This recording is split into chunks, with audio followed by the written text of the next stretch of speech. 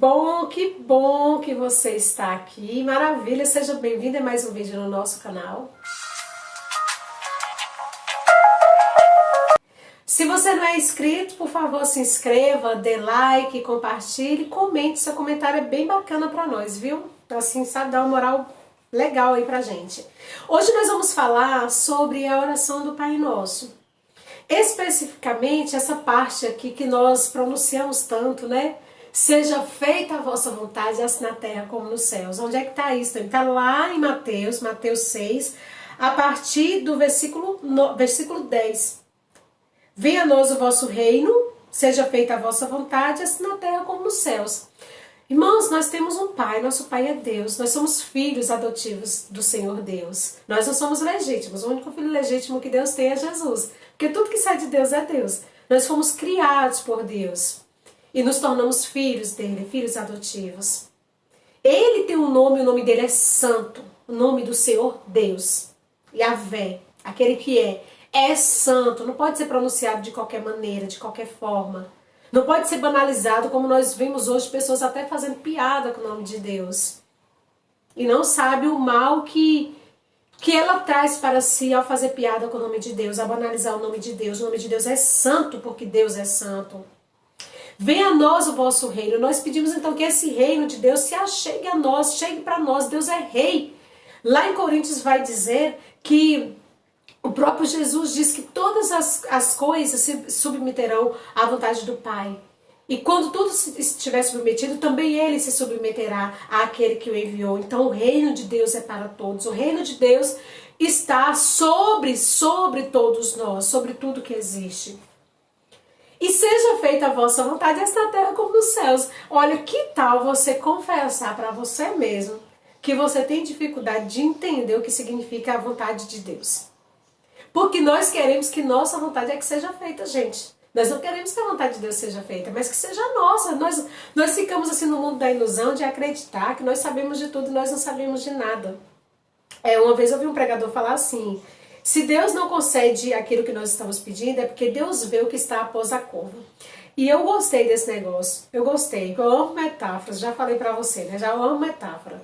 Então, assim, quando você tá caminhando, pensa aí, você tá dirigindo seu carro, você sabe o que tá após a curva? A curva tá lá, tá longe. Mas tu sabe o que tem após a curva? Não, você não sabe, mas Deus vê. Então, quando Deus não concede para nós aquilo que nós pedimos, é porque Deus tem o melhor para nós. A gente escuta isso direto, né? O difícil é se convencer disso. E só depois que o tempo passa é que você vai dizer: nossa, eu entendi agora. Olha, se Deus tivesse me dado, olha, se Deus tivesse permitido, o que seria de mim agora, né? O que eu ia fazer? Olha, não ia dar certo isso aqui. Então, a vontade de Deus, ela tem que ser feita. Mas um negócio que pode bugar nossa mente é quando a palavra nos diz assim: se tiverdes fé, mesmo que seja do tamanho de um grão de mostarda, você pode dizer a essa montanha: sai daqui para lá e ela irá. O que significa?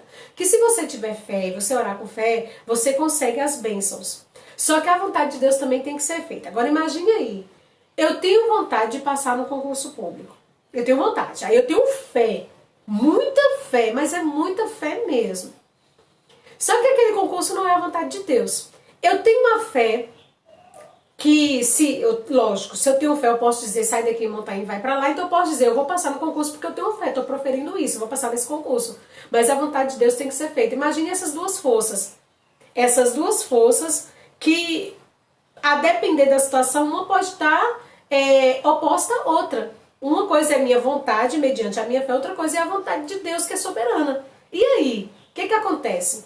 A minha fé vai dobrar a vontade de Deus, ou ainda assim a vontade de Deus prevalece? O que acontece, gente, é que muitas vezes aquilo que nós queremos está em conformidade, conforme também a vontade de Deus. A vontade de Deus, ela tem que prevalecer sempre, sempre.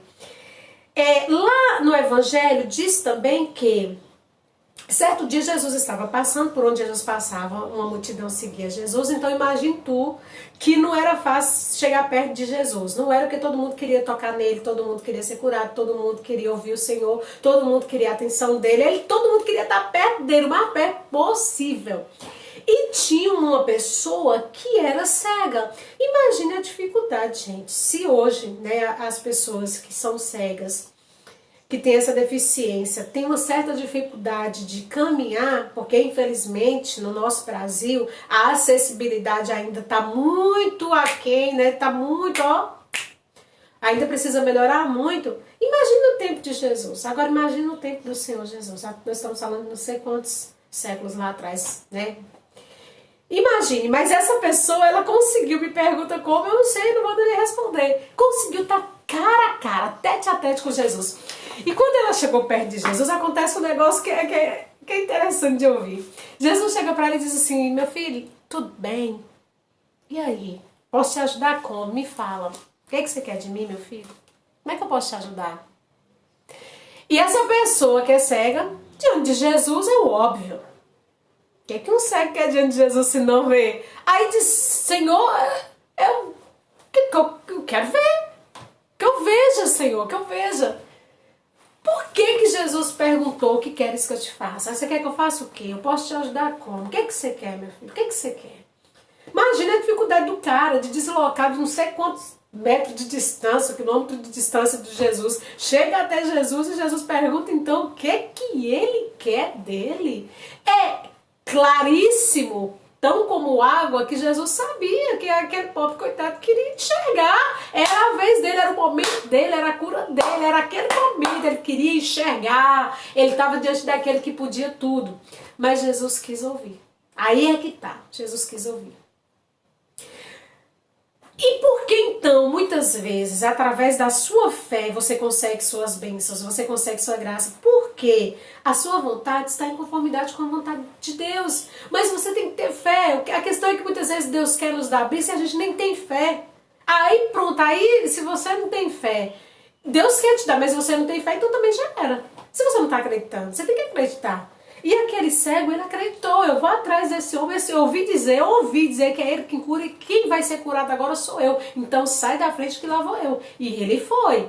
E ele foi com toda a determinação. Então ele teve fé. Vamos lá, primeira coisa do cego, ele teve fé. Ele teve atitude, ele teve persistência, ele teve perseverança, ele teve coragem. A questão é que nós queremos a graça na nossa vida e a gente não tem fé. A gente não tem atitude de acreditar, a gente não persevera no caminho porque ninguém quer sair do comodismo, ninguém quer batalhar, ninguém quer pagar preço, ninguém quer orar, ninguém quer levantar às 3 da manhã, ninguém quer fazer caridade, ninguém quer, a gente quer, ou seja, seja feita a minha vontade. Na verdade, seja feita a minha vontade. Mas cadê pagar o preço? E por outro lado, nós temos a outra realidade que o cão, né, o diabo, ele sabe de tudo que está acontecendo na nossa vida e nós estamos falando de um plano espiritual que nada é oculto, nada é escondido, gente.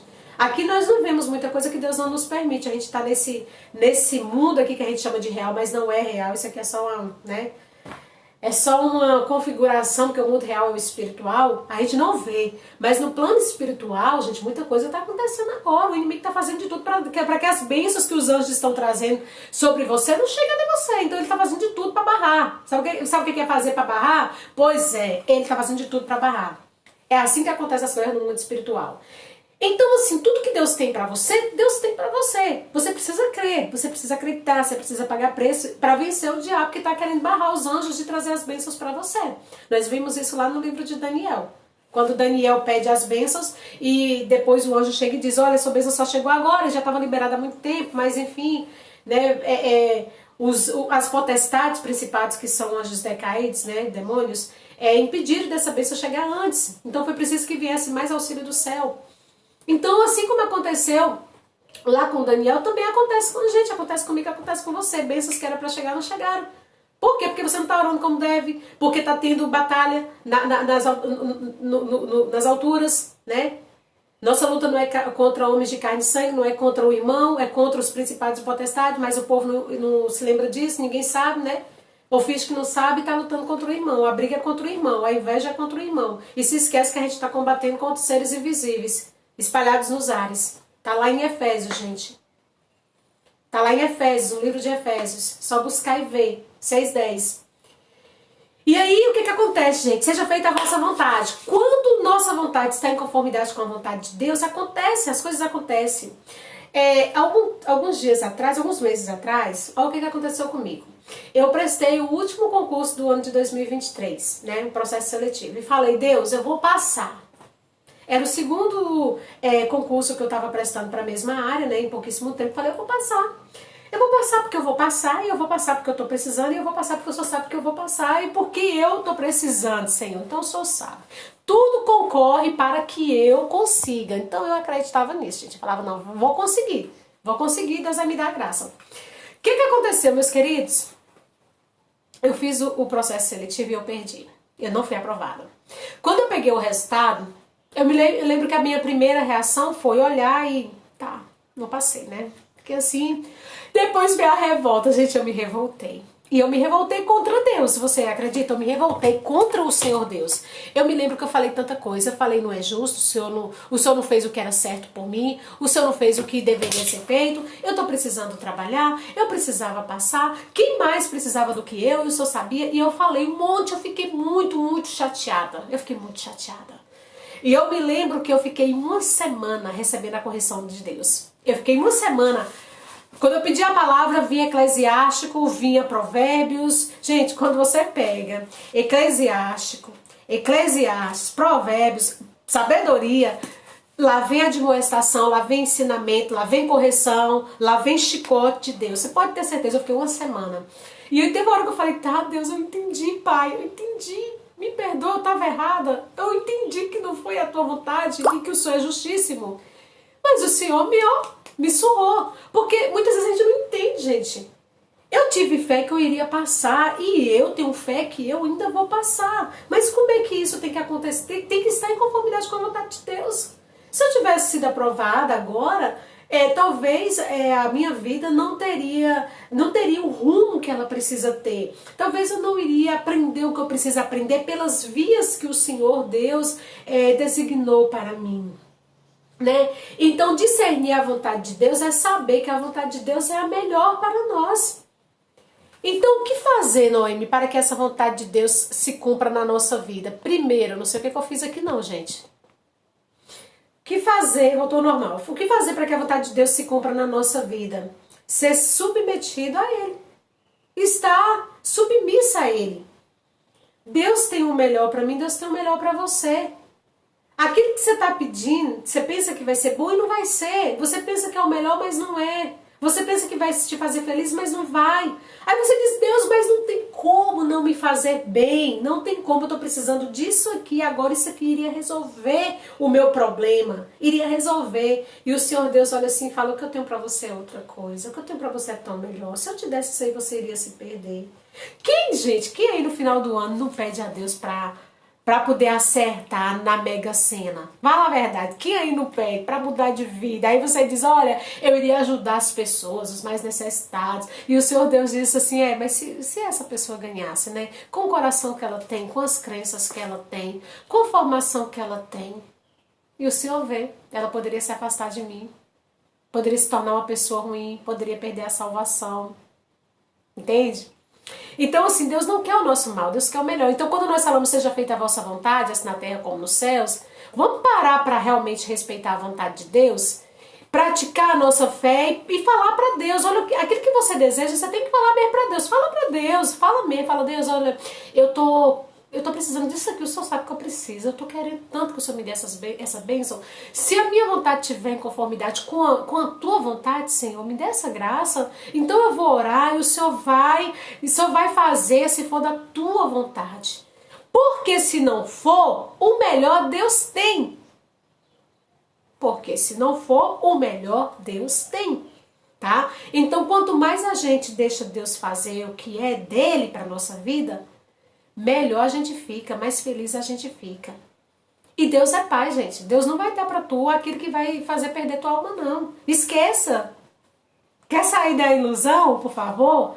Você que é pai, você que é mãe, você vai dar uma cobra, vou usar as mesmas palavras de Jesus, que Jesus amava metáfora. Eu sou igual meu irmão, sou igual o Gés. Eu amo metáfora, gente. Eu amo metáfora. Jesus contando a história. Quem de vocês aí... Jesus já falou a real, vocês que são maus. Quem de vocês? O filho vai pedir um pão. Pai, quero pão. Aí tu vai lá, menino, pega uma cobra e toma aqui o pão e dá a cobra pro menino. Se você quer ruim, quer mal, Jesus diz, né, pra nós, se você quer mal, que tem um coração ruim, perverso, tu não dá uma cobra pro teu filho. E Deus vai dar uma cobra? Não, Deus vai dar o melhor e Deus vai dar o que é o Espírito Santo. Então, o Senhor, Jesus vai e ainda arremata, o Espírito Santo. Jesus sabe das nossas necessidades. A gente precisa do pão, a gente precisa do trabalho, a gente precisa, né, quem tá solteiro do boy, a gente precisa do carinho, a gente precisa de pessoas. Mas o que a gente precisa mesmo é do Espírito Santo. Entendeu? Então Jesus fala assim, ó, não peça só o pão, né, o pão material. Não peça só a casa, que é a estabilidade, que é a proteção, que faz parte, né, das necessidades humanas. Mas peça o Espírito Santo, porque se você tiver o Espírito Santo, você tem todo o resto. O resto é o resto. O principal é a sua salvação e a sua amizade com Deus. Então, assim, a vontade de Deus é soberana. Se o que você pediu ainda não veio, pergunta para Deus se é da vontade dele e peça para Deus te dar sinal, para Deus te mostrar que ele é pai, ele vai te mostrar. E se ele te der, Deus, obrigada, a minha vontade estava rente com a tua. Se não tiver, glória a Deus. Deus, faça o melhor e o melhor ele fará. Então, que seja feita a vontade de Deus, assim na terra como no céu. Que Deus te abençoe, meu querido. Ó, amo você.